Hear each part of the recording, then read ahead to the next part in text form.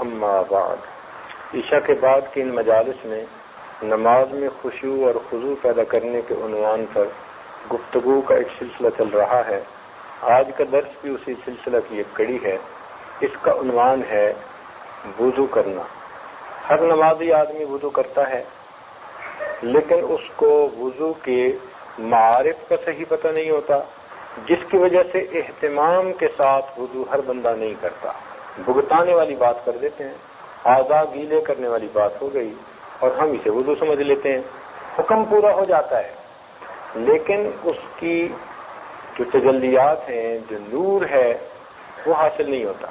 مسند احمد کی یہ روایت ہے، فرمایا مفاتیح الجنہ الصلاۃ، کہ جنت کی جو کنجیاں ہیں وہ نماز ہے، اور اسی میں فرمایا وہ مفاتیح الصلاۃ الطہور، اور نماز کی کنجیاں وہ طہارت ہے۔ تو گویا اس روایت میں فرمایا گیا کہ جنت کی کنجیاں نماز ہیں اور نماز کی کنجیاں طہارت ہے۔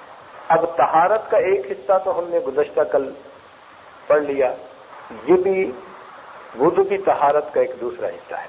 تو آج ہم وضو کے بارے میں کچھ پڑھیں گے، کچھ بات چیت رہے گی۔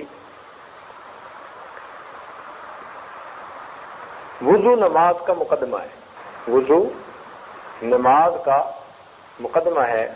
جتنا اہتمام سے انسان وضو کرے گا، اتنا ہی اہتمام سے نماز پڑھنے کی توفیق ہوگی۔ آپ ایک بندہ ایسا نہیں پیش کر سکتے کہ جو وضو تو اہتمام سے نہ کرتا ہو اور نماز اہتمام کی نصیب ہو جاتی ہو، یہ نہیں ہو سکتا۔ جن حضرات کو بھی نماز کا خشوع اور خضوع نصیب ہوا، ان لوگوں کا وضو بھی اسی کی مانند تھا۔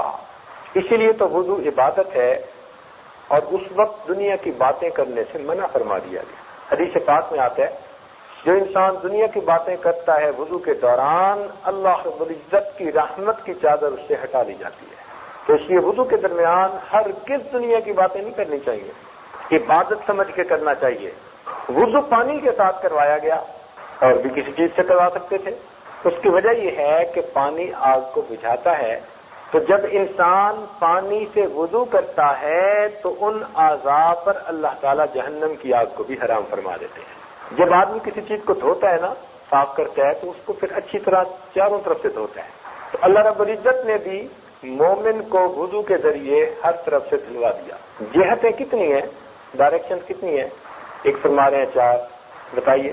ڈائریکشن 6 ہوتی ہیں، سامنے، آگے، پیچھے، دائیں بائیں، اوپر، اور تو 6 ڈائریکشن ہوتی ہیں۔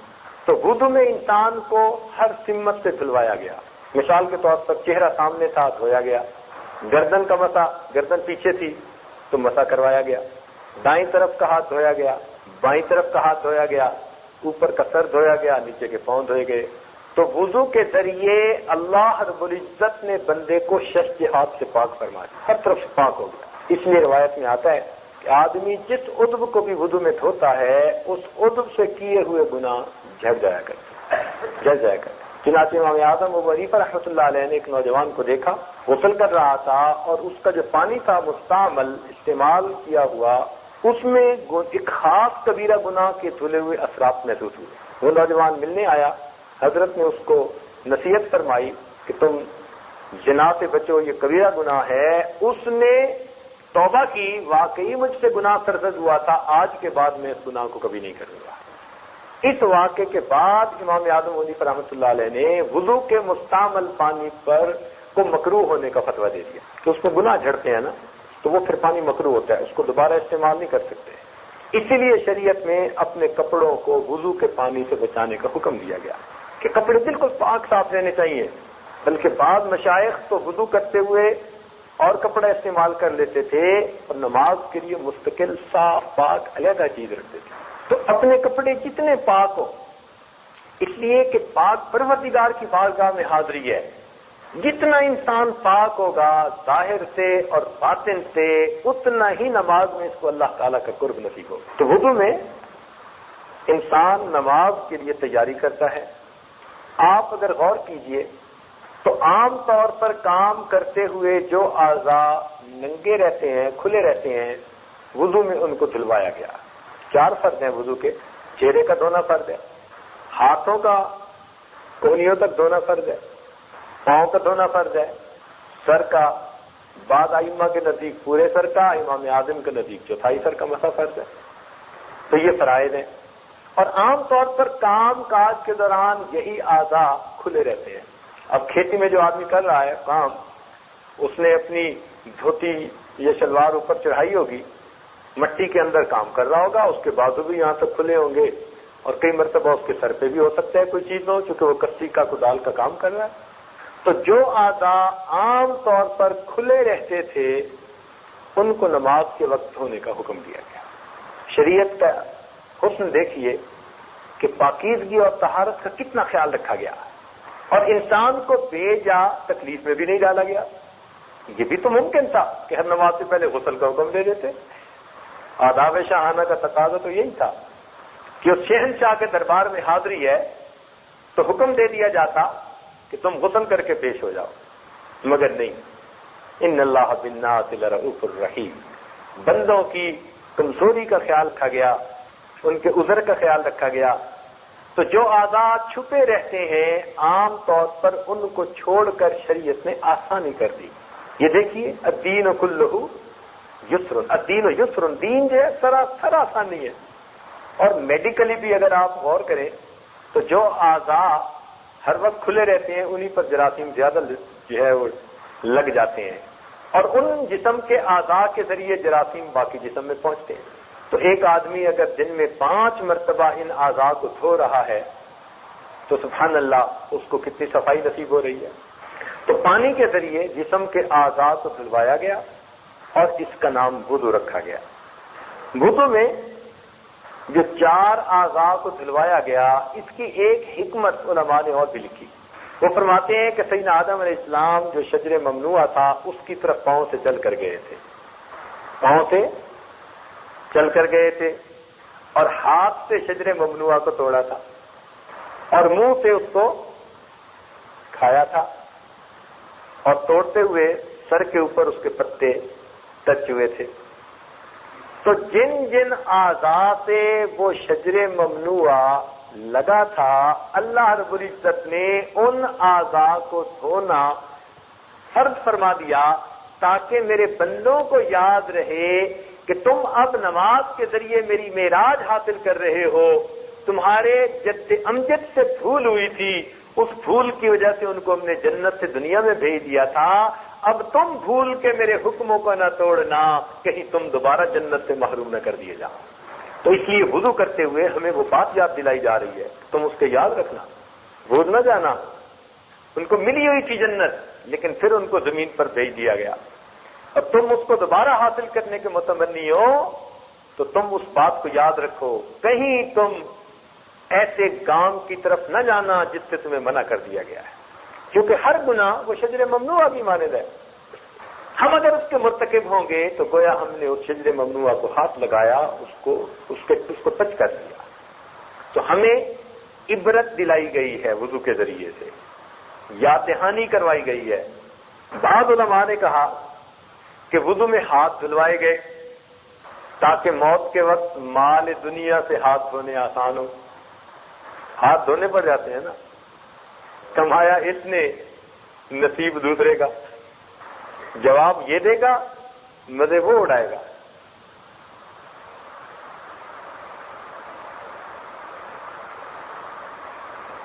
میرے دوستو، ایک بات دل کے کانوں سے سننا کہ کچھ لوگ مالدار ہوتے ہیں اور کچھ مال کے چوکیدار ہوتے ہیں، سمجھے؟ کچھ لوگ مالدار ہوتے ہیں، مالدار کون؟ کہ جس کو اللہ نے خوب دیا اور وہ دونوں ہاتھوں سے اللہ کے راستے میں دین کے کاموں میں خوب خرچ کر رہا ہے، یہ مالدار ہے۔ اور مال کا چوکیدار کون؟ کہ دیا تو بہت ہے لیکن بینک بیلنس ہی دیکھتا رہتا ہے، اللہ کے راستے میں خرچ کرنے کی توفیق نہیں ہوتی، گناہوں میں خرچ ہوتے ہیں۔ اللہ اکبر۔ ہم لوگوں نے واشنگٹن میں مسجد بنانی تھی، اور ان دنوں دوست احباب آ کے اپنا اپنا حصہ اس میں ڈال رہے تھے۔ ایک صاحب آئے اور کہنے لگے جی میرے گھر کے حالات اچھے نہیں، میں تو سچی بات ہے کہ $10 بھی نہیں دے سکتا، تو میں اس لیے آیا ہوں کہ بس آپ میرے لیے دعا کر دیجئے۔ ہم نے کہا بھئی ہم نے تو نہ کسی کو زبردستی کہا ہے نہ کہیں گے، طریقہ ہی نہیں۔ اللہ کا گھر بن رہا ہے، ہر بندہ اپنے طور پہ اس میں حصہ ڈال رہا ہے، تو جو ڈالے گا طیب نفس کے ساتھ وہی ٹھیک ہے۔ ہمارے سسر محترم انہوں نے الحمدللہ مسجد بنائی، شہر کی ساری مسجدوں سے بڑی مسجد، اور لوگوں نے اس کا نام بے چندہ مسجد رکھا۔ بے چندہ مسجد، کبھی چندہ ہی نہیں کیا، ہاں جو خود آیا اور اس نے دے دیا، قبول کر لیا، اللہ پہ توکل، اور اللہ نے بڑی سب سے بڑی مسجد بنوا دی، سبحان اللہ۔ خیر بات آئی گئی ہو گئی، کچھ عرصے کے بعد ایک نوجوان آیا اور آ کر کوئی اپنی بات کرنے لگا، بیعت ہوا اور اس نے توبہ کر لی۔ پھر اس نے کہا کہ جی میں نے تو اب بہت ساری برائیوں کو چھوڑ دیا، یہ کر دیا وہ کر دیا۔ تو اسی دوران بات کرتے کرتے وہ کہنے لگا کہ جی کچھ دن پہلے یہاں پر انڈیا سے کوئی گلوکارہ آئی تھی اور اس کی ٹکٹ ایک بندے کی $100 تھی۔ تو اس نے اس بندے کا نام لیا، کہنے لگا جی سب سے پہلی ٹکٹ خریدنے والے ہم 2 بندے تھے، اس کے گھر کے 11 بندے تھے اور وہ 11 کے لیے ٹکٹ خرید رہا تھا۔ جو بندہ مسجد کے لیے $10 کی بھی معذرت کر رہا ہے، وہ ایک گلوکارہ کے پروگرام میں جانے کے لیے خاندان والوں کے لیے $1100 کی ٹکٹیں خرید رہا۔ تو یہ توفیق من جانب اللہ ہوتی ہے۔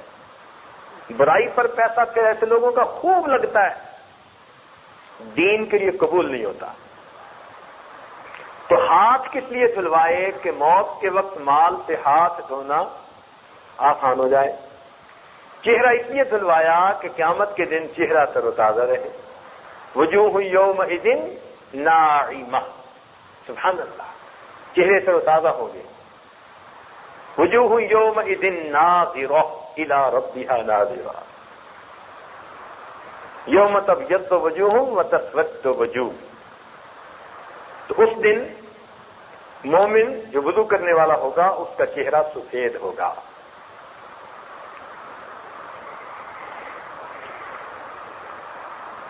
پاؤں اس لیے دھلائے کہ پل صراط پر قیامت کے دن گزرنا آسان ہو جائے، اور سر اس لیے جو ہے مسح کروایا کہ قیامت کے دن عرش کا سایہ نصیب ہونا آسان ہو جائے۔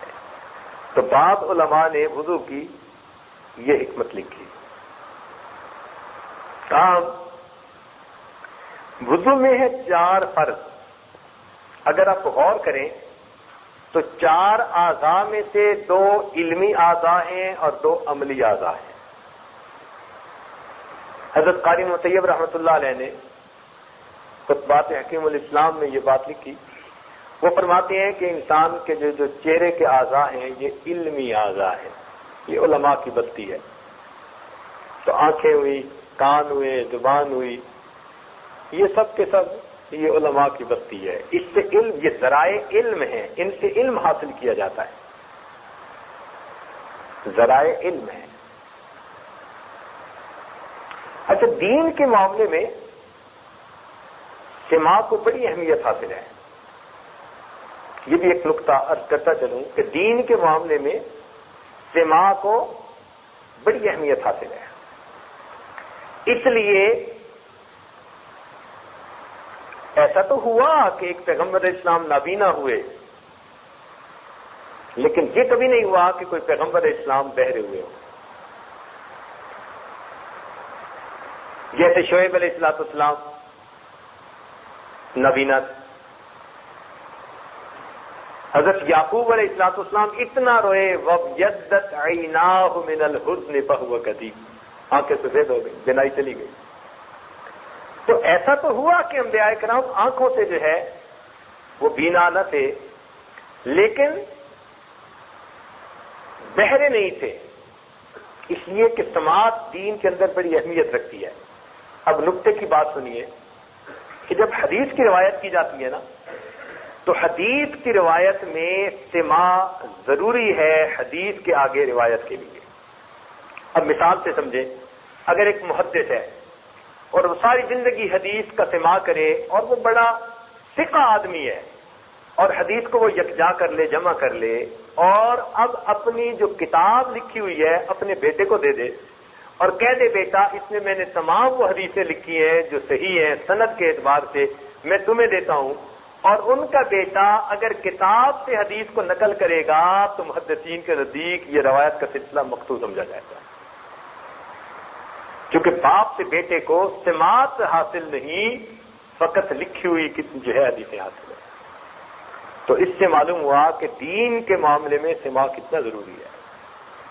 ایک سے دوسرے نے سنا، دوسرے سے تیسرے نے، تیسرے سے آگے نے، بالکل نقل کرنے والے صاحب تک یہ سلسلہ بغیر درمیان میں کہیں قطع ہونے کے پہنچتا ہے. اس لیے سماع بہت ضروری ہے. اب جو لوگ کتابیں پڑھ کے علم حاصل کر لیتے ہیں اس لیے ان کا علم قابل اعتبار نہیں ہوتا، کچا علم ہوتا ہے. استاد ضروری جس سے انسان ویٹنگ کروائے، دین پائے، دین کو سنے. اس لیے فرمایا الذین یستمعون القول فیتبعون احسنہ ولو اراد اللہ خیرا لاسمعہم.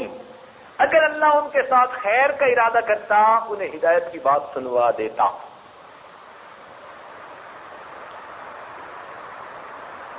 ان فی ذلک لآیات لقوم یسمعون.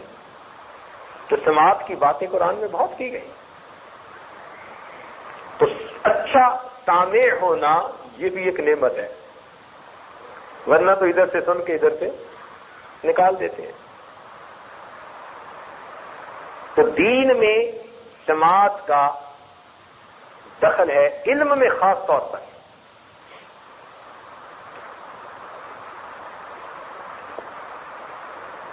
تو وضو میں 4 اعضاء فرض ہیں، جن میں سے 2 اعضاء علمی ہیں اور 2 عملی ہیں. مثلا ہاتھ اور پاؤں یہ دونوں مزدور قسم کے اعضاء ہیں، جو دل دماغ نے بتایا انہوں نے کام کرنا ہے، ان کا اپنا عقل نہیں ہے، یہ حکم کے پابند ہیں، تو یہ مزدور اعضاء ہوئے. اور دیکھو اللہ تعالیٰ نے علماء کی بستی کو اوپر بنایا ہے اور مزدور اعضاء کو نیچے بتایا ہے. ہاتھ پاؤں نیچے ہوتے ہیں نا، تو انسان کے جسم میں بھی اللہ نے ان کو انزل الناس منازلہم، ان کا درجہ اونچا رکھا.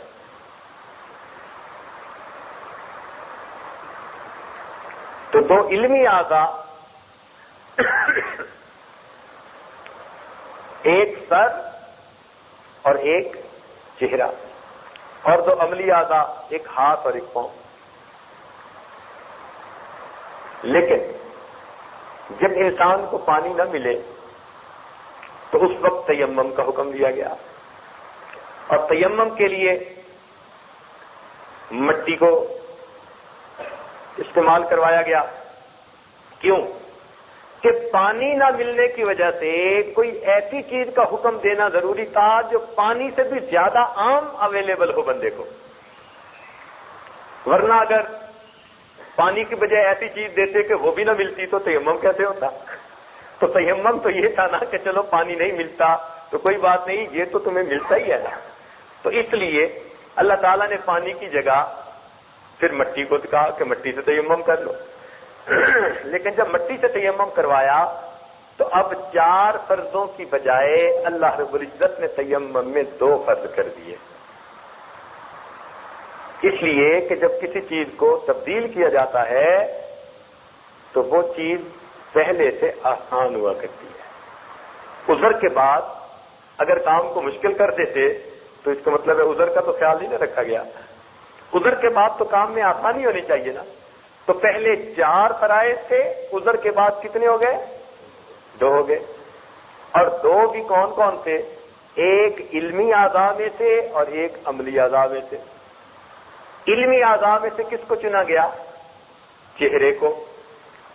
سر کو اس لیے چھوڑ دیا کہ پہلے ہی 1/4 سر کا مسح ہے، پورا عضو نہیں تھوڑے عضو کا مسح کرتے ہیں، تو جو پہلے ہی تھوڑا عمل ہے اس کو ویسے ہی معاف کر دیا، اور پاؤں کو اس لیے چھوڑ دیا کہ پاؤں ویسے ہی مٹی کے قریب رہتے ہیں، تو اگر اس کو پھر مٹی سے کروا دیتے تو پھر مٹی پہ مٹی چڑھ جاتی، تو اس لیے عملی اعضاء میں سے پاؤں کو چھڑوا دیا، علمی اعضاء میں سے سر کو چھڑوا دیا، تو تیمم کے اندر دو فرض رہ گئے، ایک چہرے کا مسح کرنا اور ایک ہاتھوں کا کوہنیوں تک مسح کرنا، یہ اس سے تیمم ہو جاتا ہے۔ اب ایک سوال پیدا ہوتا ہے، وضو میں سب سے پہلا فرض کون سا ہے؟ بتائیے۔ منہ دھونا، جزاک اللہ۔ وضو میں سب سے پہلا فرض کیا ہے؟ منہ دھونا، لیکن ہم کرتے کیا ہیں؟ پہلے ہاتھ دھوتے ہیں جو سنت ہے، پھر کلی کرتے ہیں جو سنت ہے، پھر ناک میں پانی ڈالتے ہیں جو سنت ہے۔ تو عقل کہتی ہے کہ فرض پہلے ہونے چاہیے تھے، سنتیں بعد میں ہونی چاہیے تھی۔ اشکال پیدا ہوتا ہے نا ذہن میں۔ عقل کیا کہتی ہے؟ سوچ کیا آتی ہے؟ سوچ آتی ہے کہ فرض کی اہمیت زیادہ ہے، ہونا یہ چاہیے تھا کہ فرض پر عمل پہلے کروایا جاتا، سنتوں پر عمل بعد میں کروایا جاتا، جبکہ وضو میں آتے ہی سنتوں پر عمل کروا کے فرض کی باری بعد میں آئی۔ ایسا کیوں ہوا؟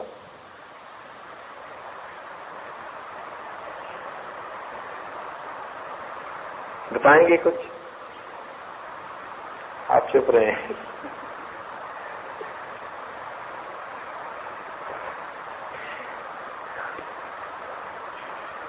اس میں حکمت تھی، دیکھیے ذرا غور کیجیے گا کہ ضروری تو نہیں کہ پانی ہمیشہ ٹوٹی سے پاک صاف ہی مل رہا ہے، چانسز ہیں کہ پانی ٹھیک نہ ہو۔ آپ کسی تالاب پہ وضو کرنے کے لیے گئے، تالاب کا پانی ٹھیک نہیں تھا، آپ نے جاتے ہی عمل کرنا شروع کر دیا، تو شریعت نے اس میں احتیاط رکھی، کیا کہ جا کر پہلے ہاتھ دھو، جب ہاتھ میں پانی لیں گے تو اس کی رنگت کا پتہ چلے گا کہ نہیں چلے گا؟ اگر بے رنگ پانی ہوگا تو پتہ چلے گا ٹھیک رنگت ہے، اور اگر اس میں کچھ ملا ہوا ہوگا تو رنگ سے فوراً پتہ چل جائے گا کہ بھائی یہ تو پانی کی رنگت ٹھیک نہیں ہے۔ تو ہاتھ دھونے سے کس کا پتہ چلا؟ پانی کی رنگت کا۔ اور منہ میں لینے سے کس کا پتہ چلا؟ پانی کے ذائقہ کا۔ اور ناک میں ڈالنے سے کس چیز کا پتہ چلا؟ پانی کی بو کا۔ اور تین ہی چیزوں سے پانی کے پاک ہونے کا اندازہ ہوتا ہے، اس کی رنگت سے، اس کے ذائقے سے، اور اس کی جب رنگ بھی ٹھیک ہو، ذائقہ بھی ٹھیک ہو، بو بھی ٹھیک ہو تو یہ پاک پانی ہے۔ شریعت نے حکم دیا اب تم منہ دھو کر فرض ادا کر لو۔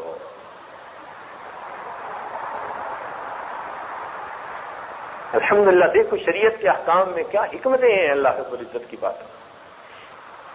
تو اس لیے ہم سب سے پہلے آ کے ہاتھ دھوتے ہیں، ہاتھ دھوتے ہوئے دعا پڑھوائی جاتی ہے، بسم اللہ العظیم والحمدللہ علی دین الاسلام۔ اب یہ ایک ایسا موقع ہے وضو کے وقت ہاتھ دھونا کہ جس کی جو دعا ہے اس کے اندر دین اسلام کی نعمت پر اللہ کا شکر ادا کیا گیا ہے۔ کیونکہ عام طور پر ایسے مواقع کم آتے ہیں کہ جہاں اسلام پر شکر کرنے کی نعمت سامنے آئے۔ اب کھانے وقت کھانے کی دعائیں، پیتے وقت پینے کی دعائیں، سوتے وقت سونے کی دعائیں، تو اسلام کی نعمت پر شکر ادا کرنے کا وقت کون سا ہوگا؟ تو شریعت نے کہا کہ اچھا اب یہ اسلام کی نعمت ہے کہ تم نماز پڑھ کے اپنے پروردگار کی ملاقات کرنا چاہتے ہو، اس لیے وضو کرتے وقت جب ہاتھ دھو گے تو تمہیں اسلام کی نعمت پر اللہ کا شکر ادا کرنا ہے۔ اس لیے بالخصوص جب انسان وضو کرنے لگے تو یہ دعا پڑھے۔ اس دعا کے پڑھنے سے انسان گویا اسلام کی نعمت پر اللہ کا شکر ادا کر رہا ہوتا ہے، اور یہ ایمان اور اسلام کی نعمت پر اللہ کا شکر ادا کرنا اللہ تعالیٰ کو بہت پسندیدہ ہے. اللہ تعالیٰ اس بات کو پسند کرتے ہیں. اس لیے حدیث پاک میں فرمایا گیا کہ صبح و شام یہ دعا پڑھنی چاہیے، رضیت باللہ ربا وبمحمد نبیا وبالاسلام دینا.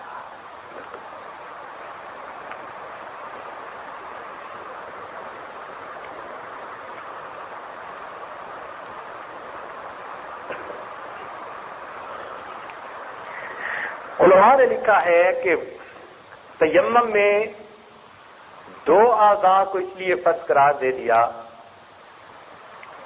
کہ کم از کم اتنا تو دھونا لازمی ہے، اس لیے کہ یہ وہ اعضاء تھے قیامت کے دن ان اعضاء پر خوف دوسروں کی نسبت زیادہ ہوگا.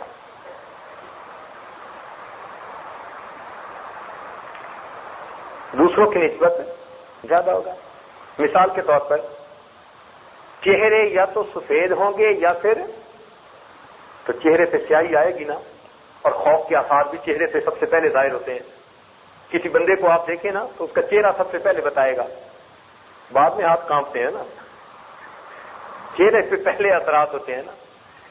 تو چہرے سے پہلے پتہ چلتا ہے کہ خوف ہے اس کے اوپر، اس لیے چہرے کو دھلوا دیا گیا. اور ہاتھوں کو اس لیے دھلوایا گیا کہ نام اعمال یا تو دائیں ہاتھ میں ملے گا یا پھر بائیں ہاتھ میں ملے گا. اور یہ دو ہی پہچان ہوگی، دو چیزیں قیامت کے دن جن کی وجہ سے پتہ چل جائے گا یہ بندہ جنتی ہے یہ بندہ، یا اس کے چہرے کو دیکھ کے پتہ چلے گا یا اس کے ہاتھوں کو دیکھ کے پتہ چلے گا. ہاتھوں کو دیکھ کے کیسے پتہ چلے گا کہ اگر نام اعمال دائیں ہاتھ میں آ گیا تو یہ جنتی ہونے کی نشانی، اگر چہرہ سفید ہو گیا تو یہ جنتی ہونے کی نشانی. کیونکہ جنتی اور جہنمی کے درمیان فرق ان دو اعضاء سے ہونا تھا، اس لیے ان دو اعضاء کو تیمم میں بھی دھلوایا گیا.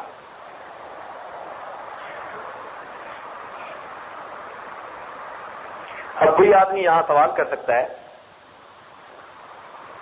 کہ جی پل صراط سے گزرتے ہوئے پاؤں بھی کانپیں گے، پل صراط سے گزرتے ہوئے پاؤں بھی کانپیں گے تو پاؤں بھی دھونے چاہیے تھے. تو علماء نے اس کا جواب لکھا کہ پل صراط سے گزرنے سے پہلے نام اعمال انسان کو دائیں ہاتھ میں مل چکے ہوں گے، لہذا ایمان والوں کے نام اعمال چونکہ دائیں ہاتھ میں ہوں گے، مومنوں کے پاؤں پل صراط پر ہرگز نہیں کانپیں گے، وہ کافروں کے پاؤں کانپیں گے. پہلے ان کو پتہ چل چکا ہوگا کہ ہماری فسٹ ڈویژن ہے، ہم پاس ہیں، اس لیے ان کے پاؤں نہیں کانپیں گے. پاؤں کانپیں گے ان کے جن کے بائیں ہاتھ میں نام اعمال ہوگا.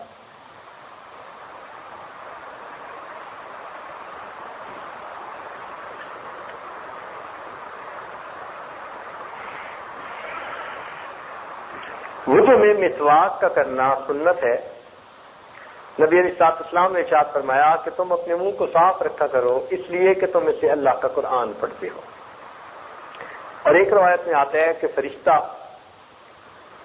نمازی کے تلاوت کو سنتا ہے، حتیٰ کہ وہ فرشتہ اس کے اتنے قریب ہو جاتا ہے کہ اس تلاوت کرنے والے قاری کے ہونٹوں پہ اپنے ہونٹ رکھ دیتا ہے، اتنا قریب ہو جاتا ہے اللہ کے کلام کی شوق میں. اگر اس نے مسواک نہ کیا ہو تو فرشتہ ایسا نہیں کرتا، پیچھے رہ جاتا ہے. اور اگر اس نے مسواک کیا ہوگا تو فرشتہ اس کے اتنے قریب ہو کر اللہ کا قرآن سن رہا ہوگا. اس لیے جو اللہ کا قرآن پڑھنے والے حضرات ہیں ان کو اپنا منہ ضرور صاف کرنا چاہیے مسواک کے ذریعے سے. نبی علیہ السلام نے ارشاد فرمایا اگر مجھے امت کی تکلیف کا احساس نہ ہوتا تو میں ہر نماز میں مسواک کا کرنا فرض قرار دے دیتا. اس سے کیا اندازہ ہوتا ہے کہ نبی علیہ السلام کتنا اہتمام چاہتے تھے. تو ہمیں مسواک کا بہت اہتمام کرنا چاہیے. ایک بات ذہن میں رکھنا، دو سنتیں ہیں، منہ کو صاف رکھنا بھی سنت ہے اور منہ میں مسواک مارنا بھی سنت ہے. کئی لوگ لکڑی کی مسواک تو مارتے ہیں، کرتے ہیں، لیکن وہ منہ صاف نہیں ہوتے، منہ سے بو آتی ہے. تو سنت ایک تو حاصل ہو گئی، مگر منہ کو صاف رکھنے کی سنت حاصل نہیں ہوئی۔ صاف رکھنا بھی ضروری ہے۔ پہلے زمانے میں غذائیں سادہ تھیں، جو کی روٹی، وہ بھی خشک روٹی، ستو ہوتے تھے، کبھی پانی پی لیا کبھی دودھ پی لیا، تو دانت صاف کرنے آسان ہوتے تھے۔ یہ آج کے دور کی آئس کریمیں نہیں ہوتی تھی، یہ آج کے دور کی مرغن غذائیں نہیں ہوتی تھیں۔ آج کی دور کی غذاؤں سے اپنے منہ کو صاف کرنے کے لیے اگر مسواک کام نہیں پورا کر رہا تو آپ کو چاہیے کہ برش استعمال کریں، اس پر دوائی استعمال کریں، منہ کو بو سے صاف رکھیں۔ بعض دوستوں کو ہم نے دیکھا، وہ کہتے ہیں جی یہ تو انگریزوں کا طریقہ نہیں، ہرگز نہیں۔ منہ کو صاف کرنا یہ شروع سے ہمارے مشائخ کا طریقہ آ رہا ہے، اور یہ نہیں کہ فقط لکڑی کا مسواک کیا جاتا تھا۔ عورتوں میں لکڑی کے مسواک کی جگہ درختوں کی چھال استعمال کی جاتی تھی۔ اب یہ اخروٹ کی چھال وہ اتنا دانتوں کو صاف کر دیتی ہے کہ کتنے میلے دانت کیوں نہ ہو، آپ اخروٹ کی چھال لے کر جو سبز ہوتی ہے اس کو آپ منہ میں لگائیں تو 1 منٹ کے اندر دانت ایسے صاف ہوں گے کہ جیسے آپ کسی ڈینٹل کلینک سے صاف کروا کے باہر نکل رہے ہیں۔ تو عورتوں میں پہلے زمانے سے شروع سے ہی کیکر کی چھال، بادام کے درخت کی چھال، اخروٹ کی چھال، یہ چھالیں استعمال کرنے کا طریقہ رہا، اور ان کے لیے یہی سنت تھی، منہ کو صاف رکھنا۔ تاہم آج کے دور میں عورتیں سمجھتی ہیں کہ مسواک کرنا مردوں کے لیے سنت ہے، اور یہ غلط فہمی ہے۔ مسواک مردوں کے لیے بھی سنت ہے، عورت کے لیے بھی سنت ہے، یہ اچھی طرح ذہن نشین کر لیجیے۔ تو مسواک کی سنت پر آج عورتوں میں بہت عمل کم رہ گیا ہے۔ وہ برش وغیرہ کر لیتی ہیں تو ایک سنت پر عمل ہوا کہ منہ صاف رکھتی ہیں، مگر مسواک والی سنت پر عمل نہیں ہوا۔ تو دونوں پر عمل کرنا ضروری۔ نبی علیہ السلام نے ارشاد فرمایا حدیث پاک میں، تم اپنے منہ کو صاف رکھو گے تو تمہاری عورتیں زنا کا ارتکاب نہیں کیا کریں گی۔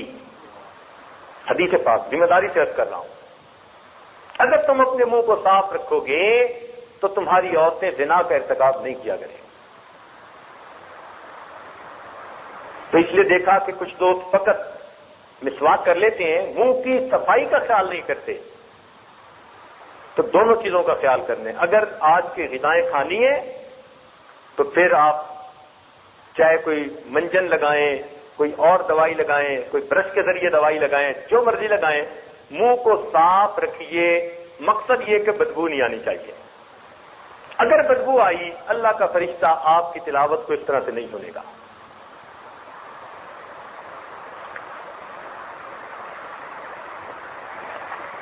آج کل یہ تحقیق ہے، پہلے زمانے میں تحقیق تھی کہ جی صبح اٹھ کے برش کیا کرو، دانتوں کو صاف کیا کرو، اور آج تحقیق ڈاکٹروں کی طرف بدل گئی۔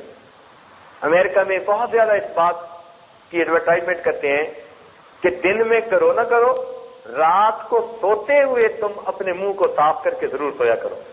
اس کی وجہ کیا ہے کہ منہ کے اندر نا جو بیکٹیریا ہوتا ہے اس کی چھاؤنیاں بنی ہوتی ہیں۔ یہ جو ہمارے دانتوں کے درمیان کی جگہ ہے نا، اس میں اربوں خربوں بیکٹیریا ہوتے ہیں، باقاعدہ ان کی چھاؤنیاں ہوتی ہیں یہاں۔ اب دن کے اندر تو انسان کا منہ حرکت کرتا رہتا ہے، بولتا رہتا ہے، کچھ بات چیت کرتا رہتا ہے، تو منہ حرکت کرتا ہے۔ منہ کے حرکت میں رہنے کی وجہ سے بیکٹیریا کو اپنا کام کرنے کی فرصت نہیں ملتی، موقع نہیں ملتا۔ رات کو سو جاتا ہے، منہ بند ہوتا ہے۔ تو جب رات کو سو جاتا ہے، منہ بند ہوتا ہے، بیکٹیریا کے لیے دانتوں پر حملہ کرنے کا بہترین وقت ہوتا ہے۔ اس لیے دانتوں کی بیماریاں 90% رات سونے کے دوران ہوا کرتی ہیں، اور سنت یہی ہے کہ نبی علیہ السلام رات کو سونے سے پہلے وضو فرماتے تھے، یعنی صاف اور پاک منہ لے کر آپ آرام فرمایا کرتے تھے۔ تو آج یورپ کی دنیا میں کہا جاتا ہے کہ صبح مسواک کرو نہ کرو تمہاری ثواب دید ہے، رات سونے سے پہلے مسواک ضرور کر لو۔ تو دیکھو نبی علیہ السلام کی سنت پر آئے کہ نہیں آئے۔ تو اس لیے رات کو سونے سے پہلے اپنا منہ ضرور صاف پاک کیا کریں، تاکہ رات کو بیکٹیریے کو عمل کرنے کا موقع نہ ملے، دانتوں کی بیماریاں کم ہوں. اور پیٹ کی بیماریوں کی بنیاد دانتوں کی بیماریاں ہوتی ہیں. اکثر جو پیٹ کی بیماری ہے نا، ان کی بنیاد منہ کی بیماریاں لگتی ہیں کہ منہ کے اندر بیکٹیریا جو ہے وہ کچھ ایسے جراثیم پیدا کر دیتا ہے جو بیماریوں کے ہوتے ہیں. جب انسان کھانا کھاتا ہے اپنے منہ سے بیماریوں کے جراثیم اپنے پیٹ میں جا رہے ہوتے ہیں. تو اس لیے منہ کو اچھی طرح صاف رکھنا چاہیے. اور اگر انسان کے دانت ایسے ہیں کہ اس میں خلا ہے اور غذا اندر پھنس سکتی ہے تو اس کو خلال بھی کرنا چاہیے اور اچھی طرح تسلی کے ساتھ اپنے منہ کو صاف کر لینا چاہیے. گویا نماز کے لیے مسواک کرنا مستقل اجر کا باعث ہے. اس لیے حدیث پاک میں فرمایا گیا کہ جو نماز مسواک کے ساتھ پڑھی جائے اس نماز سے جو مسواک سے نہ پڑھی جائے 70 گنا زیادہ فضیلت رکھتی ہے. تو دیکھو نماز کا بھی اجر بڑھ گیا اور صفائی بھی بہتر ہو گئی، تو فائدہ تو ہمارا اپنا ہوا. ایک حدیث پاک میں ہے، ابن حجر رحمۃ اللہ علیہ نے محبیات میں یہ حدیث نقل کی ہے. فرماتے ہیں کہ مسواک کا اہتمام کیا کرو، اس میں 10 فائدے ہیں. منہ کو صاف کرتی ہے، اللہ تعالیٰ کی رضا کا سبب ہے، شیطان کو غصہ دلاتی ہے. مسواک کرنے والے سے اللہ تعالیٰ اور فرشتے محبت کرتے ہیں. مسوڑوں کو تقویت دیتی ہے، بلغم کو قطع کرتی ہے، شیطان کو غصہ دلاتی ہے، منہ میں خوشبو پیدا کرتی ہے، صفرا کو دور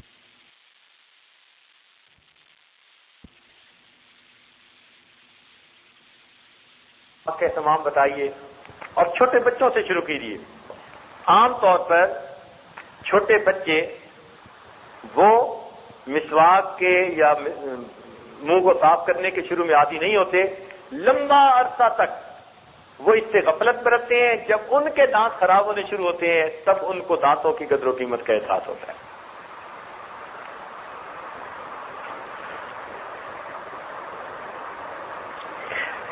حدیث پاک میں فرمایا گیا الوضوء صلاح المؤمن، کہ وضو مومن کا اسلحہ ہے. اسلحہ سے انسان دشمن سے اپنا بچاؤ کرتا ہے. تو گویا وضو کے ذریعے سے انسان کی دشمنوں سے حفاظت ہوتی ہے. اب دشمنوں میں سے بڑا دشمن ہمارا کون ہے؟ شیطان ہے. تو اس لیے باوضو آدمی کو شیطان یعنی شیطانی وساوس کم آتے ہیں بنسبت بے وضو انسان کے.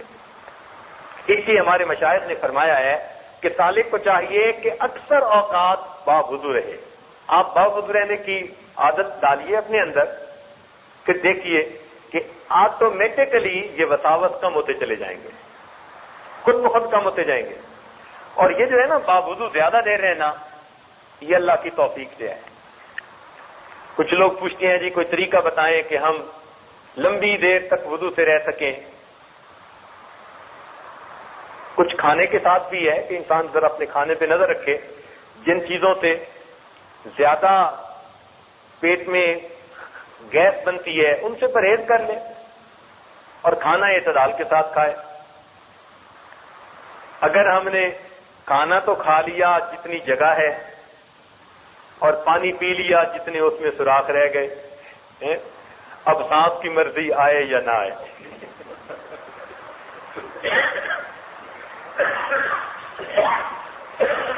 تو ایسی صورتحال میں پھر کیا بنے گا؟ وضو قائم نہیں رہتا، یہ شکوہ کرنے کی ضرورت ہی نہیں ہے. ہمارے اسلاف کا تو یہ حال تھا. عبد الوہاب شیرانی رحمۃ اللہ علیہ اخلاق الصالحین میں لکھتے ہیں کہ ہم نے ایسے لوگوں کا دور پایا، ان کی صحبت اٹھائی جو ہفتے میں 1 مرتبہ بیت الخلاء جایا کرتے تھے. ہفتے میں 1 مرتبہ. اچھا یہاں ایک بات اور بھی عرض کرتا چلوں. ہمارے جسم کی ریکوائرمنٹ بہت تھوڑی ہے. ہم اکثر عادتاً زیادہ کھانا کھاتے ہیں. ہم اکثر عادتاً زیادہ کھانا کھاتے ہیں، عادت بنی ہوتی ہے. علماء نے لکھا ہے کہ جو بندہ 1 کھجور کھا لے اس کو 3 دن تک بھوک کی وجہ سے موت نہیں آ سکتی. 1 کھجور کے اندر اتنی غذائیت ہے کہ ایک کھجور کھا لے تو 3 دن تک بھوک کی وجہ سے موت نہیں آ سکتی، اتنی کیلوریز ہوتی ہیں. تو ہمارے جسم کی ریکوائرمنٹ ہوتی ہے تھوڑی سی، اور ہم عادتاً زیادہ کھا رہے ہوتے ہیں. آپ کو پتہ ہے کہ جنگل کا بادشاہ شیر ہے اور وہ روزانہ نہیں کھاتا، ہفتے میں 1 مرتبہ. ہمیں ایک صاحب لے گئے ایک لائن پارک دیکھنے کے لیے، تو وہاں میں نے سوال پوچھا کہ ان کو آپ کتنے دنوں کے بعد جو ہے وہ کھانا دیتے ہیں؟ انہوں نے کہا کہ ہر سنڈے کو ہم ان کو کھانا دیتے ہیں، باقی پورا ہفتہ یہ کھا لیں. صحیح حیرانی ہوئی کہ ہم 24 گھنٹے میں 3 دفعہ، ہم بہتر شیر نہیں ہیں.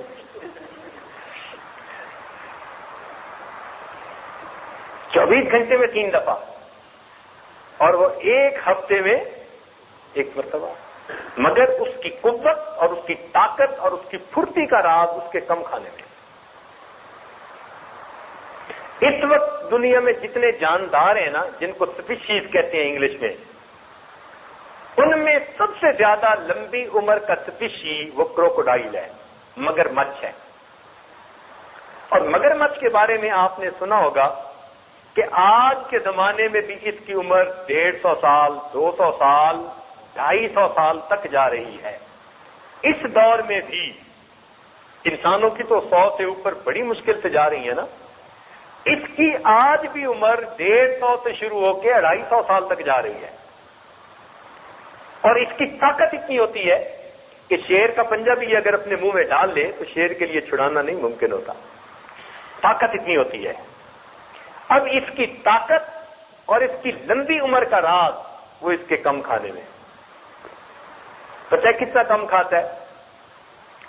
جس مگر مچھ کا وزن 700 kg ہو، 700 kg کا کیا مطلب؟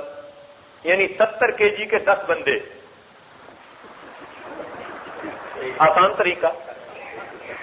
تو جس کا وزن 700 kg ہو، 70 kg کے 10 بندوں کے برابر، 24 گھنٹے میں اس کی خوراک 0.25 kg 750 گرام ہوتی ہے.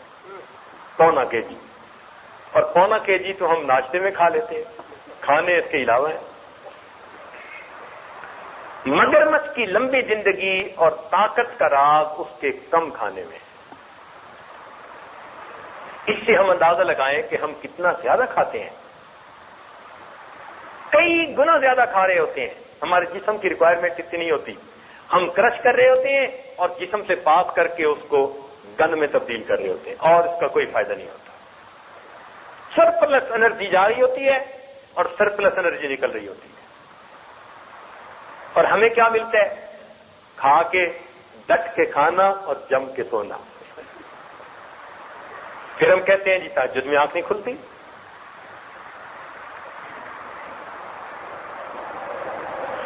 تاتار خانیہ میں ایک عجیب بات لکھی ہے، پیٹ بھرے انسان پر کسی کی نصیحت کا اثر نہیں ہوتا. یہ بڑی عجیب بات ہے.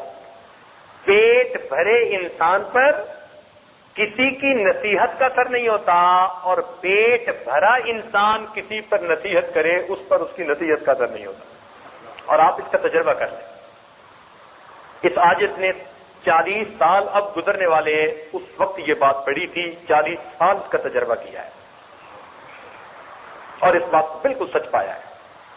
جو بسیار خور انسان ہوگا نا، وہ جتنا مرضی تقریریں کرے، بات کرے، اس کی نصیحت کا لوگوں پہ کوئی اثر نہیں. وقتی طور پہ ہو ہاں واہ واہ کر لیں گے، عمل کے لیے برانگیختہ نہیں ہوں گے.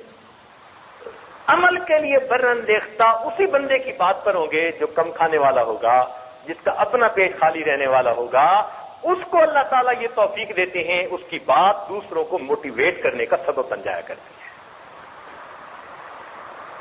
اس لیے امام شافعی رحمۃ اللہ علیہ فرماتے تھے کہ میں نے اپنی زندگی میں صرف ایک بندے کو دیکھا جو موٹا بھی تھا اور عقل مند بھی تھا، امام محمد رحمۃ اللہ علیہ. اس کے سوا میں نے زندگی میں کوئی موٹا عقل مند نہیں دیکھا. تو انسان کے کھانے کی ریکوائرمنٹ تھوڑی ہے. اس لیے آپ دیکھیں گے کم کھانے والے لوگ، ان کا وضو بھی زیادہ رہتا ہے، ان کی نیند بھی کنٹرول میں ہوتی ہے، اور ان کا دماغ شارپ بہت ہوتا ہے. ذرا سی بات پہ وہ فوراً بات کو پک کر لیتے ہیں، فوراً سمجھ جاتے ہیں، ان کا آئی کیو بہت بہتر ہو جاتا ہے. چنانچہ امام بخاری رحمۃ اللہ علیہ کے حالات زندگی میں لکھا کہ ایک مرتبہ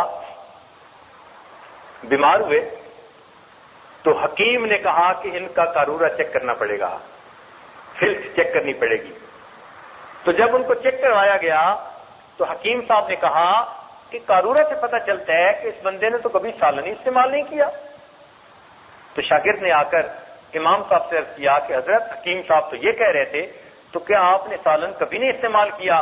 فرمایا پچھلے 20 سال سے 5 یا 7 بادام کا مغز یعنی گلیاں نکال کر تو 5 یا 7 بادام روزانہ کھا کر گزارا کر لیتا ہوں.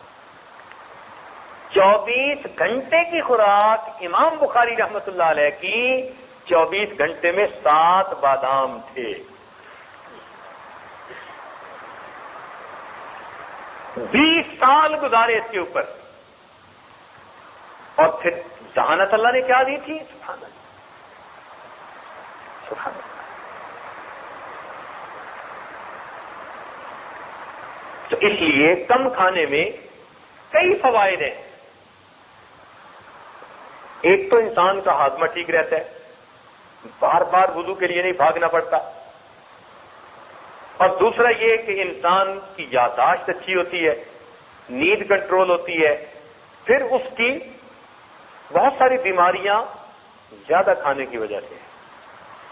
اچھا یہ بتائیں کہ آج کل لوگ زیادہ کھانے کی بیماریوں کی وجہ سے زیادہ مر رہے ہیں یا کم کھانے کی بیماریوں سے زیادہ مر رہے ہیں؟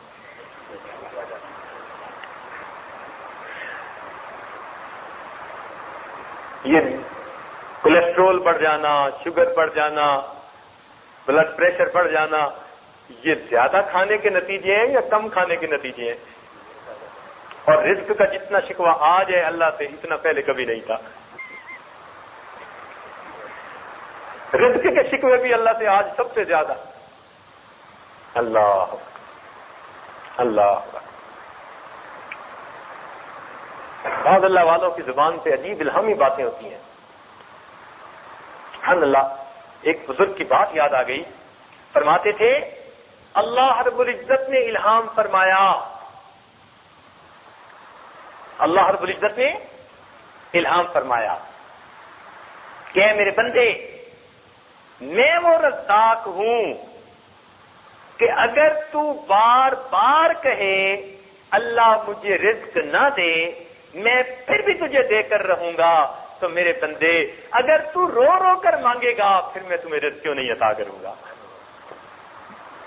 تو میں تو وہ رزاق ہوں، میں نے ذمہ لے لیا. وما من دابۃ فی الارض الا علی اللہ رزقها. تو اگر تو بار بار کہے اللہ مجھے رزق نہیں چاہیے نہیں چاہیے، میں پھر بھی دے کے رہوں گا، تو اے بندے اگر تو رو رو کے مانگے گا تو پھر میں تمہیں رزق کیوں نہیں عطا کروں گا؟ عطا ابن ابی رواح رحمۃ اللہ علیہ، یہ امام اعظم علی رحمۃ اللہ کے اساتذہ میں سے ہیں، کبار تابعین میں سے ہیں. عجیب الہامی باتیں کیا کرتے تھے، عجیب الہامی باتیں کیا کرتے تھے. فرماتے تھے اللہ تعالیٰ نے مجھ پر الہام فرمایا کہ بندوں سے کہہ دو، میرے بندوں سے کہہ دو کہ اگر رزق میں کچھ تھوڑی کمی ہو، اگر رزق میں کچھ تھوڑی کمی ہو، تم لوگوں کے درمیان، دوستوں کے درمیان بیٹھ کر فوراً میری شکایتیں کرنی شروع کر دیتے ہو، اور میرے بندوں تمہارے نام اعمال گناہوں سے بھرے ہوئے میرے پاس آتے ہیں، میں تو کبھی فرشتوں میں بیٹھ کے تمہاری شکایتیں نہیں کیا کرتا.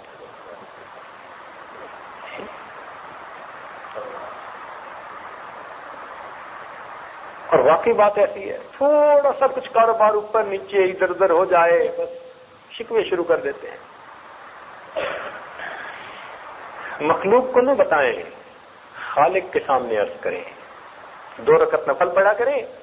اس لیے حدیث پاک میں آتا ہے کہ نبی علیہ الصلوۃ والسلام کے کو جب کوئی مہم پیش آ جاتی تھی، خود بھی اور اہل خانہ کو بھی نماز کا اہتمام کرنے کا یعنی صلاۃ الحاجت پڑھنے کا حکم دیا کرتے تھے۔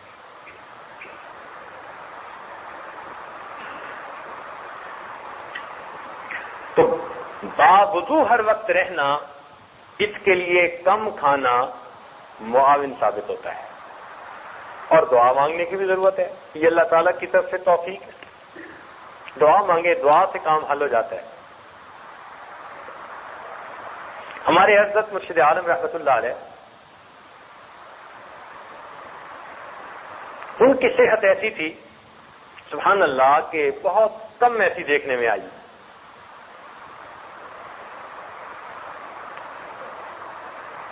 ہمارے ہاں پہاڑی علاقہ ہے مری، تو گرمیوں کے رمضان میں مری میں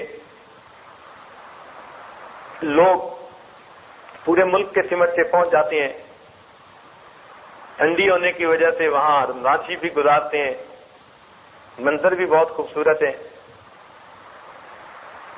قراء حضرات نے وہاں پر ایک جگہ اپنی متعین کی ہوئی ہے مسجد، پورے شہر کے قراء چن چن کے وہاں آتے ہیں اور وہ قرآن سناتے ہیں، اور ایسا قرآن سناتے ہیں سبحان اللہ کہ اس وقت تقریباً 38 سال گزر چکے ہیں، اس مصلے کے اوپر کسی حافظ کو آج تک متشابہ نہیں لگا۔ وہ کھڑا ہی ایسے بندے کو کرتے ہیں جس بندے کو سورہ فاتحہ کی طرح قرآن مجید یاد ہوتا ہے۔ الحمدللہ اس عاجز نے ان گناہگار آنکھوں سے شاید درجن سے بھی زیادہ ایسے حضرات کی خود زیارت کی کہ جن کو قرآن مجید سورہ فاتحہ کی طرح یاد تھا۔ اللہ انبلیویبل، بعض اوقات تو حیران ہو جاتے ہیں۔ یعنی ان کو کہا ایک آیت، انہوں نے آیت پڑھ دی، میں نے کہا پچھلی آیت وہ پڑھ دی، اس سے پچھلی آیت وہ پڑھ دی، میں نے پیچھے 20-30 آیتیں پڑھائیں اور وہ پیچھے 20-30 آیتیں بتاتے چلے گئے۔ حیران نہیں ہوتا بندہ؟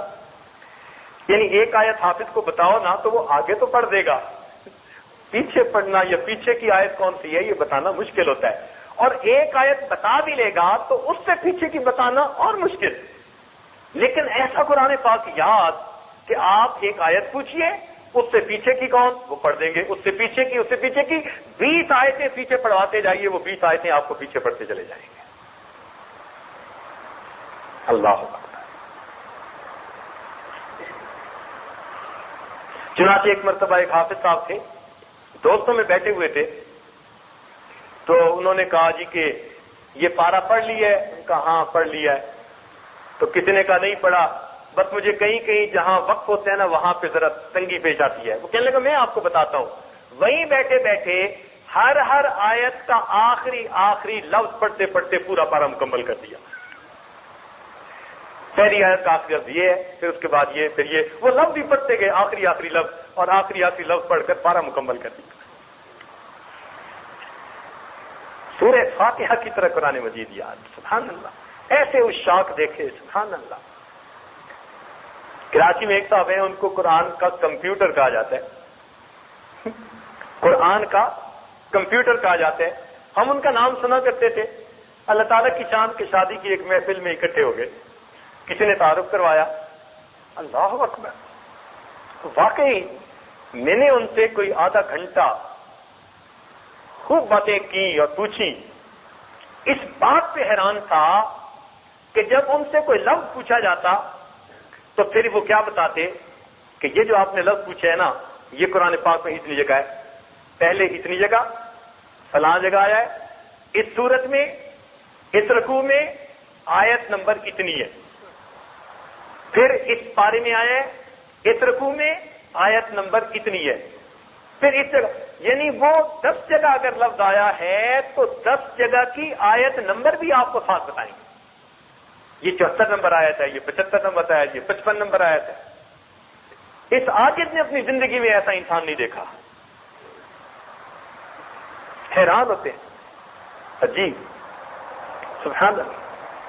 تو جن حضرات کو قرآن مجید کے ساتھ عشق ہوتا ہے، سبحان اللہ، لیکن ان کو یہ دیکھا میں نے کہ جتنی دیر بیٹھے رہے ان کی زبان سے قرآن کہا، ان کو غرض نہیں تھی کوئی کیا کر رہا ہے، وہ اپنا قرآن پڑھتے رہے، کھانے کا وقت آیا پلیٹ میں کچھ ڈالا کھایا، پڑھتے پڑھتے چلے گئے۔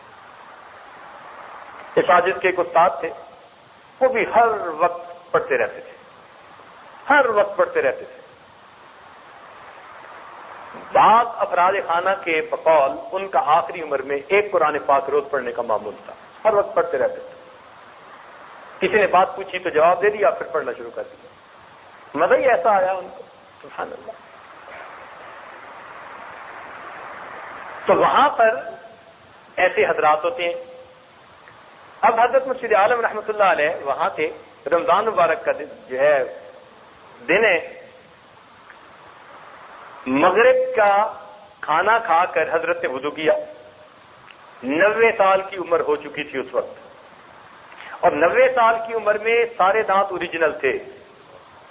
90 سال کی عمر میں سارے دانت اوریجنل تھے۔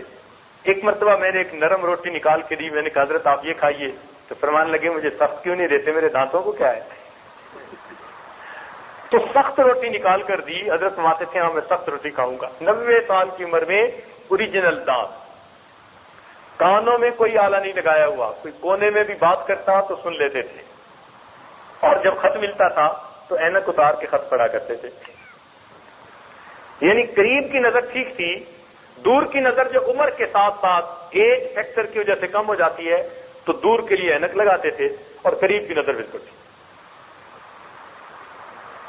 اللہ تعالیٰ نے ایسی صحت دی تھی۔ تو مغرب کا کھانا کھا کے وضو کیا، مسجد میں آ گئے، عشاء پڑھی، تراویح پڑھ لی۔ تراویح کے بعد قرآن حفاظ نے سنانا شروع کر دیا، سنتے سنتے حتیٰ کہ سحری کا وقت ہو گیا۔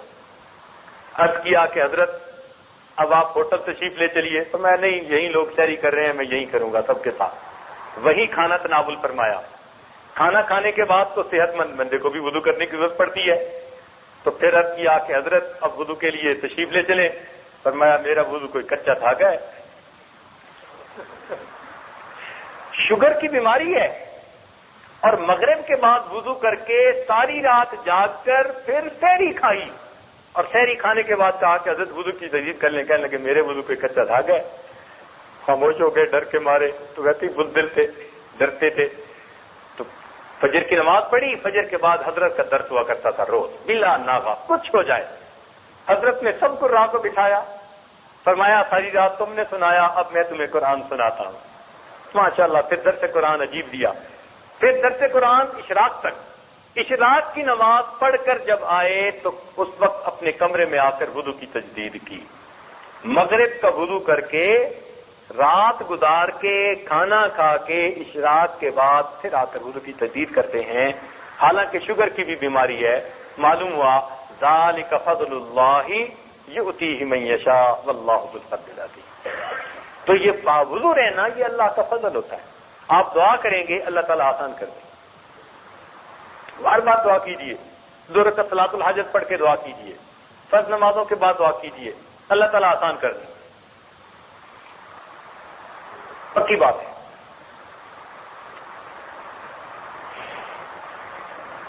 ہمارے شہر میں ایک خاندان ہے، امام ربانی مجدد عرفانی رحمۃ اللہ علیہ کے خاندان میں سے۔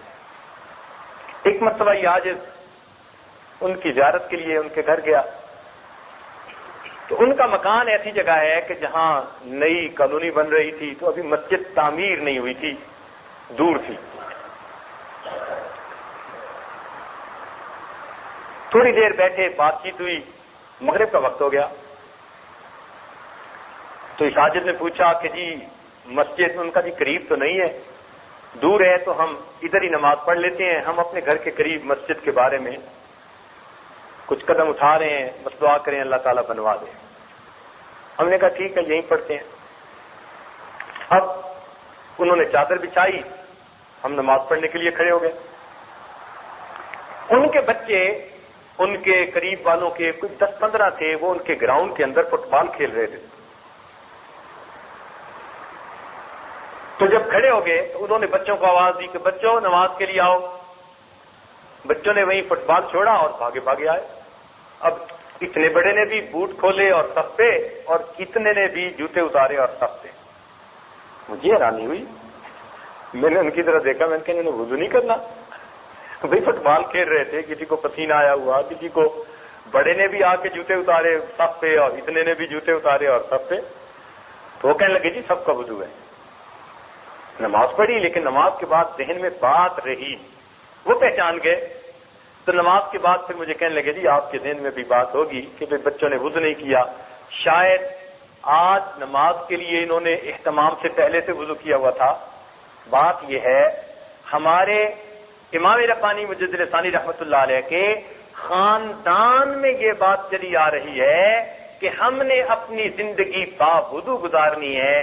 ہمارے گھر کے 5 سال سے بڑی عمر کے کسی بھی بڑے مرد عورت بچے بچی کو آپ دیکھیں گے ہمیشہ باوضو پائیں گے. آج کے دور میں بھی ایسے لوگ موجود ہیں, آج کے دور میں بھی زندہ ہیں. وہ کہتے ہیں ہمارے خاندان میں یہ چیز آ رہی ہے. شروع سے بچے کو تعلیم دی جاتی ہے کہ بچہ تم نے باوضو زندگی گزارنی ہے. بس وضو ٹوٹا دوبارہ وضو کر لیا, وضو ٹوٹا دوبارہ وضو کر لیا. اور نبی علیہ السلام کی سنت مبارکہ بھی یہی ہے. حدیث پاک میں آتے ہیں نبی علیہ السلام نے قضاء حاجت سے فراغت حاصل فرمائی اور اسی وقت مٹی کے ساتھ تیمم فرما لیا جبکہ آپ دریا کے کنارے پر تھے. صحابی نے عرض کیا اللہ کے نبی یہ سامنے تو پانی ہے وضو کر لیتے.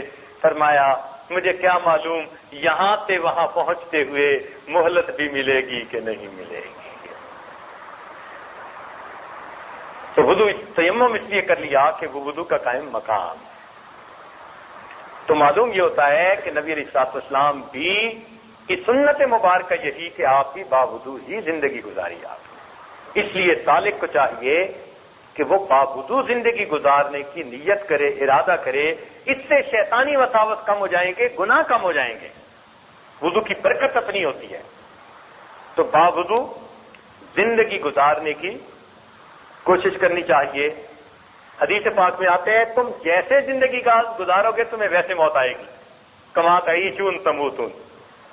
تو جب حدیث پاک میں آیا کہ تم جیسے زندگی گزارو گے ویسے موت آئے گی, تو معلوم ہوا کہ جو انسان باوضو زندگی گزارے گا اس آدمی کو باوضو موت آئے گی.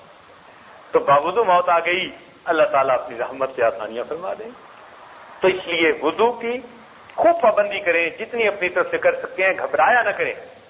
الحمدللہ ہم نے اپنے رشتہ داروں میں ایسی جوان بچیوں کو دیکھا کہ جو اپنے بچوں کو بے وضو دودھ نہیں پلاتی. اور یہ بات کہنی آسان ہے, کرنی اتنی مشکل ہے. یہ ہم سے پوچھو نا کہ گھر کی عورتوں کو پھر کیا کیا جتن کاٹنے پڑے, حیران ہوتے ہیں. یعنی ماں بیٹے کے ساتھ سوئی پڑی ہے اور بیٹا رویا تو ماں نے اسے اپنا دودھ دیا, لیکن دودھ دینے سے پہلے وضو کرنا ہے. سردی کے موسم میں لحاف میں سے گرم کمرے میں سے نکل کے جاؤ وضو کرو, وضو کر کے آؤ, بچے کو دودھ پلا کے 15 منٹ لیٹو. 15 منٹ کے بعد بچہ پھر روتا ہے کہ مجھے پھر دودھ چاہیے. اب پھر وضو کرنے کے لیے جاؤ چونکہ آگ لگ گئی تھی. پھر احساس ہوا کہ واقعی بچے کو ہمیشہ باوضو دودھ پلانا آسان کام نہیں ہے, بڑا مشکل ہے. آپ کار پہ سفر کر رہے ہیں اور بچہ رو رہا ہے, اور اگر وضو نہیں ہے تو اب وضو کیسے کریں, بچے کو دودھ کیسے پلائیں, اور بچہ تڑپ رہا ہے وہ دودھ پلاؤ. اب رکو وضو کرو. اب باپردہ عورتوں کے لیے وضو کرنا کتنا مسئلہ. لیکن الحمدللہ آفرین ہے ان بچیوں اور ان عورتوں پر آج کے اس گئے گزرے دور میں بھی اپنے بچوں کو باوضو دودھ پلاتی ہیں. یہ برکتیں ہوتی ہیں. یہ مشائخ کی اچھی عادتیں ان کی نسلوں میں آگے چل رہی ہوتی ہیں, ان کی اولادوں میں چل رہی ہوتی ہیں. خواجہ معین چشتی میری رحمت اللہ علیہ نے بنگال کا دورہ کیا. 7 لاکھ ہندو مسلمان ہوئے اور 70 لاکھ مسلمانوں نے بیعت توبہ کی. 7 لاکھ ہندو مسلمان اور 70 لاکھ مسلمان مرید بنے, توبہ طائب ہوئے. جب گھر پہنچے تو بڑے خوش تھے. ماں نے پوچھا معین الدین بڑے خوش نظر آتے ہو. اماں مجھے اللہ نے یہ سعادت بخشی, اتنے لوگوں نے اسلام قبول کیا, مجھے ذریعہ کے طور پہ اللہ نے قبول کر لیا. ماں نے کہا بیٹا یہ تیرا کمال نہیں, یہ میرا کمال ہے. یہ تیرا کمال نہیں, یہ میرا کمال ہے. کہ اماں آپ کا کمال کہتے, لاڈ میں پوچھا آپ کا کمال کہتے. فرمایا بیٹے جب تم چھوٹے تھے میں نے کبھی بے وضو دودھ نہیں پلایا، یہ اس کی برکت ہے، اللہ نے لاکھوں انسانوں کو تمہارے ہاتھ پہ اسلام قبول کرنے کی توفیق بخشی۔ تو پہلے زمانے میں عورتیں اپنے بچوں کو اس طرح باوضو دودھ پلاتی تھی، باوضو کھانے پکاتی تھی۔ آج تو باوضو کھانے پکانے کا رواج ہی ختم ہو گیا، رواج ہی ختم ہو گیا۔ تھوڑا ہے کچھ جگہوں پر ہے، ابھی کراچی میں یہ عادت تھا، اپنے ہی تعلق والے کوئی دوست تھے، الحمدللہ کئی دنوں کے بعد انہوں نے کھانا سامنے رکھا تو کھانا رکھ کر کہا کہ حضرت آپ کا یہ کھانا پکاتے ہوئے میری اہلیہ نے 11 مرتبہ سورہ یاسین شریف مکمل کی۔ خوشی ہوئی الحمدللہ، ابھی کچھ لوگ باقی ہیں جہاں۔ آپ اب گھر کی عورتوں کو ذمہ داری لگا دیجیے کہ وہ ہمیشہ باوضو کھانا کھلائیں گھر کے مردوں کو، آپ کو اپنی اولاد سے شکوے ختم ہو جائیں گے۔ تجربہ کر کے دیکھ لیجیے، ہم نے اس کو آزمایا ہے۔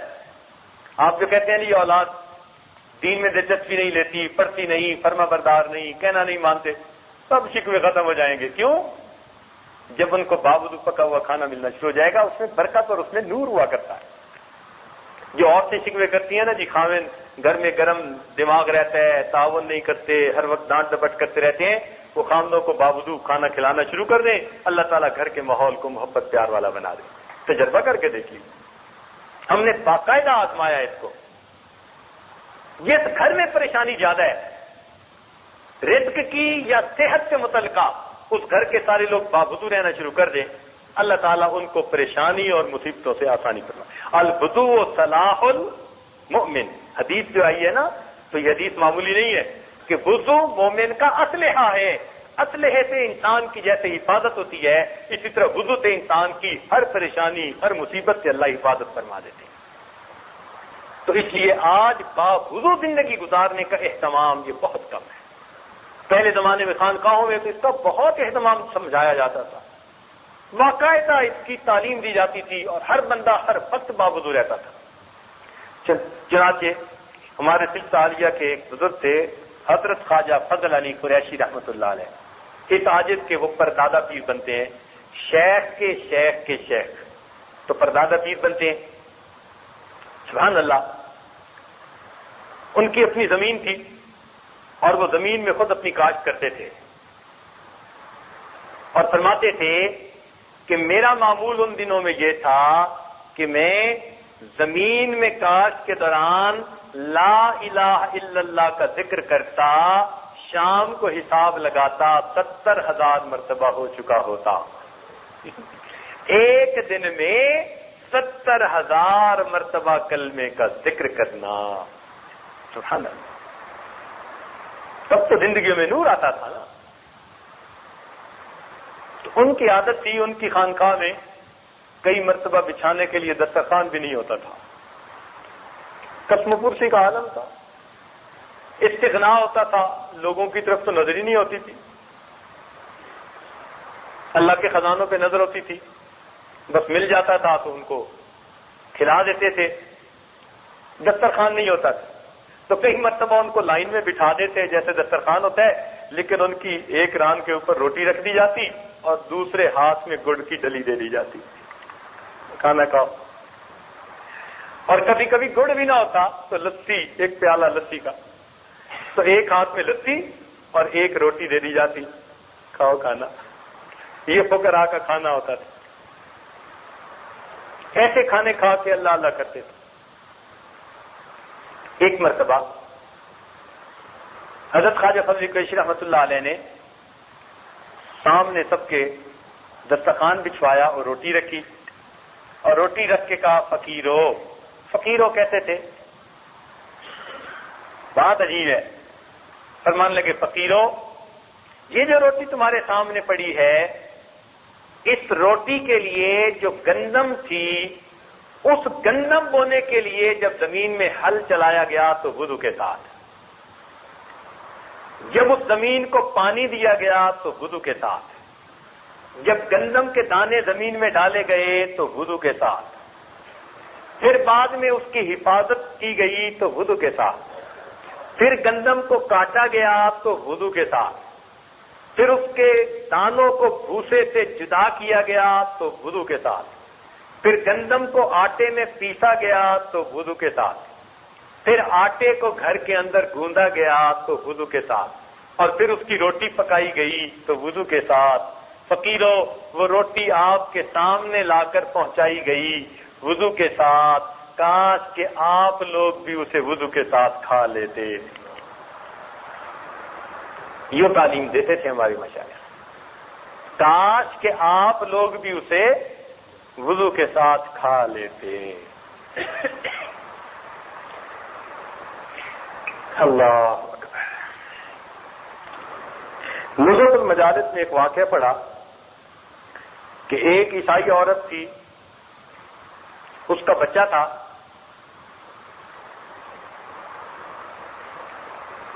وہ نماز پڑھ رہی تھی اپنی اور یہ ساتھ کھیل رہا تھا۔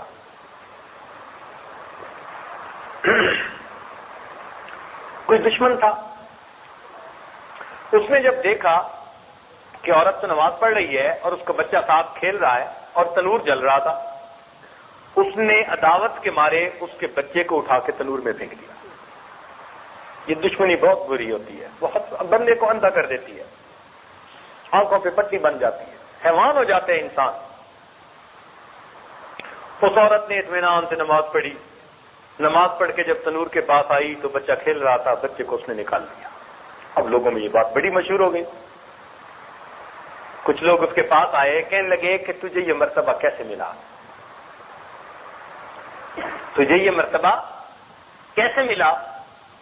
تو اس عورت نے کہا کہ میرے اندر 4 باتیں ہیں، ایک تو میں پوری زندگی باوضو گزارتی ہوں، ہر وقت باوضو رہتی ہوں، دوسرا جب بھی وضو کرتی ہوں تو ہمیشہ تحیۃ الوضو ضرور پڑھتی ہوں، یعنی 2 رکعت نفل پڑھتی ہوں، اور تیسری یہ کہ جس کسی بندے کا کام میں کر سکتی ہوں، مشقت بھی اٹھا لیتی ہوں مگر اس کا کام ضرور کر دیتی ہوں، اور چوتھا یہ کہ کوئی بندہ اگر مجھے ایذا پہنچائے تو میں اس پہ صبر کرتی ہوں، شکوے نہیں کرتی۔ اللہ تعالیٰ نے ان 4 باتوں کی وجہ سے مجھے اپنی حفاظت عطا فرما دی ہے۔ ہر وقت باوضو رہنا، وضو کرنا تو اس کے بعد 2 رکعت تحیۃ الوضو پڑھنا، اور جو بھی کسی کے کام آپ آ سکتے ہیں ضرور اس کے کام آئیں، اور اگر کوئی آپ کو ایذا پہنچائے تو اس کا شکوہ نہ کریں، صبر کریں۔ اللہ تعالیٰ نے 4 باتوں کی وجہ سے اس عورت کو یہ حفاظت عطا فرمائی۔ چنانچہ ملا جیوا رحمۃ اللہ علیہ کا واقعہ ہے، حضرت خواجہ باقبیلہ رحمۃ اللہ علیہ کے مزار کے بالکل قریب ہی لیٹے ہوئے ہیں دہلی میں۔ یہ بادشاہ وقت کے بیٹے کے استاد تھے، بہت سارے ان کے شاگرد تھے۔ اب جب ایسا کوئی عالم ہو نا کہ جس کے معتقد بہت بڑھ جائیں تو جو ادھر بیٹھے ہوتے ہیں نا کرسیوں پہ، ان کے دل کو کچھ ہونا شروع ہو جاتا ہے کہ ان کی فالوئنگ بڑھتی جا رہی ہے، ایسا نہ ہو کوئی بات کر دیں اور بس ہمارے ہاتھ سے یہ چلی جائے۔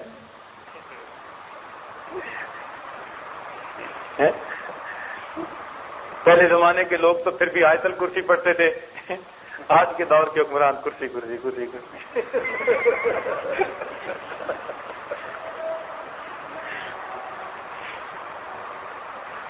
تو ان کو بھی کچھ ہوا، انہوں نے کہا اچھا، چنانچہ ایک سپاہی کو بھیجا، جاؤ ملا جیوا کو میرے پاس پیش کرو۔ اب وہ سپاہی جب آیا تو اس نے کیا دیکھا کہ ملا جیوا رحمۃ اللہ حدیث کا درس دے رہے تھے، اور آداب حدیث میں سے یہ ہے کہ جب حدیث کا درس دے رہے ہوں تو جب تک آپ بات مکمل نہیں کر لیتے ادھر ادھر آپ متوجہ نہ ہو، یہ آداب حدیث میں سے ہے۔ چنانچہ وہ آ کے کھڑا رہا، ملا جیوا درس دیتے رہے، مکمل ہوگا تو پھر بات کروں۔ اب وہ تو بڑے شان سے آیا تھا کہ میں بادشاہ کا بھیجا ہوا ہوں، تو مجھے تو دیکھتے ہی ملا جیوا اٹھ کے آئیں گے، فرشی سلام کریں گے۔ اس نے دیکھا کہ وہ تو اپنی بات میں لگے ہوئے ہیں اور لوگوں کا ایک مجمع ہے جو بیٹھا ہوا ہے، اس کو تو بڑا غصہ آیا، اس نے کہا اچھا میں پتہ کرواتا ہوں۔ وہ گیا جناب بادشاہ کو، اس نے جا کے لگی لپٹی، یعنی لپیٹ کے کچھ اور باتیں کر دی۔ وہ تو بندے کو بندہ نہیں سمجھتے، سنتے نہیں کسی کی، میں کھڑا رہا، پرواہ نہیں کی۔ بادشاہ سلامت، وہ تو آپ کے خیر خواہ نہیں نظر آتے، ایسی جلی کٹی کہیں کہ بادشاہ کو بڑا غصہ آیا. بادشاہ نے کہا اچھا ان کو گرفتار کر کے پیش کرو. اب جب گرفتاری کا حکم دیا تو بچے سن رہے تھے جو ملا جیون رحمۃ اللہ کے شاگرد تھے. اب بچے کھسک گیا کہ میں جا کے استادوں کو تو بتاؤں کہ آپ کی تو گرفتاری کے وارنٹ جاری ہو گئے. اب بادشاہ کے محل کے بالکل ساتھ ہی تو مدرسہ تھا. چنانچہ وہ بچہ پہنچ گیا. پہلے اس نے جا کے کہا کہ حضرت ابا جی نے تو آپ کی گرفتاری کے وارنٹ جاری کر دیے, پولیس آ رہی ہے. ملا جیون رحمۃ اللہ میں اچھا پھر لاؤ لوٹا, ہم بھی وضو کرتے. ملا جیون رحمۃ اللہ نے وضو کیا اور وضو کر کے مصلی پہ بیٹھ گئے. اب جب مصلی پہ بیٹھ گئے, بچہ سمجھدار تھا, اب اس کو دوسری طرف کا خیال آیا کہ اگر ملا جیون نے ہاتھ اٹھا دیے تو ادھر تو میرے ابو ہی ہیں نا. اب وہ بھاگا اور جا کے اپنے ابو کو بتایا کہ ابو ملا جیون نے وضو کر لیا, مصلی پہ بیٹھ چکے. کتابوں میں لکھا ہے کہ جب بادشاہ نے یہ سنا ملا جیون رحمۃ اللہ علیہ وضو کر کے مصلی پہ بیٹھ چکے, پاؤں میں جوتا نہیں, سر پہ تاج نہیں, اسی حالت میں بھاگا ہوا آیا. ملا جی وہاں کے پاؤں پکڑے, حضرت ہاتھ نہ اٹھانا, میری آنے والی نسلیں تباہ ہو جائیں گی. تو جب وقت کے بادشاہوں کو یہ یقین تھا نا کہ ان بوریہ نشینوں کے ہاتھوں کے اٹھ جانے سے کچھ ہو جانا ہے, تو پاؤں پکڑتے تھے. اور آج ان کو پتا ہوتا ہے کہ ان کے آنے سے کچھ نہیں ہونا. اس لیے ہمارے ملکوں میں تحریکیں چلتی ہیں, پولیس والے ویگن کو کھڑا کرو, جتنے ہوتے ہیں داڑھی والے سب کو اتار لو, کچھ نہیں ہوتا. ہم نے اپنی قدر خود گنوائی. اگر ہم نے اللہ سے وہ تعلق جوڑا ہوتا جو اللہ کے اولیاء کا ہے, ممکن نہیں تھی کہ کوئی آدمی کسی کو کم نظر سے دیکھ سکتا. اس لیے باوضو زندگی گزارنے سے اللہ رب العزت کی مدد ہوتی ہے. شیطان اور دشمنوں کے مقابلے میں اللہ تعالیٰ بندے کی پشت پناہی فرماتے ہیں. الوضو صلاح المؤمن. چنانچہ ایک روایت میں ہے کہ حضرت عمر رضی اللہ تعالیٰ عنہ کے زمانے میں انہوں نے ایک اپنے نمائندے کو بھیجا پیغام دے کر دور کے علاقے میں. اب وہ نمائندہ راستہ بھول گیا. جب راستہ بھول گیا تو بڑی دیر کے بعد اس کو ویرانے میں ایک ایسا گھر ملا کہ جس کے قریب آبادی نہیں تھی. انہوں نے اس کو کھٹکھٹایا, بڑی دیر کھٹکھٹاتے رہے, کوئی کھولتا ہی نہیں تھا. کافی دیر کے بعد بالآخر دروازہ کھلا تو دیکھا کہ ایک راہب ہے. اس نے دروازہ کھولا, پوچھا کیا بات ہے. اس نے کہا بھائی میں راستہ بھول گیا ہوں, مسافر ہوں, اور اس لیے دروازہ کھٹکھٹایا ہے, آپ راستہ بھی بتا دیں اور میں کچھ دیر آرام بھی کر لوں. اس نے راستہ بھی بتا دیا. اس سے پوچھا بھائی آپ نے دیر سے آواز سنی یا آپ نے سن لی تھی دیر سے کھولا. اس نے کہا جی اٹھ تو ہم پہلی دستک پہ ہی گئے تھے لیکن دروازہ دیر سے کھولا. اس نے کہا وہ کیوں؟ وہ راہب کہنے لگا کہ ہم نے اپنی آسمانی کتاب میں یہ پڑھا ہے کہ جب کوئی بندہ خوف کی حالت میں ہو اور وہ وضو کر لیتا ہے, اللہ تعالیٰ اس سے خوف کو دور کر دیا کرتا ہے. تم اجنبی تھے, ہم نے دیکھا رات کے وقت میں ایک اجنبی دروازہ کھٹکھٹا رہا ہے, ہمیں اپنی مال کا خوف, عزت کا خوف, جان کا خوف, 3 خوف اکٹھے ہو گئے تھے. ہم دروازہ نہیں کھولنا چاہتے تھے.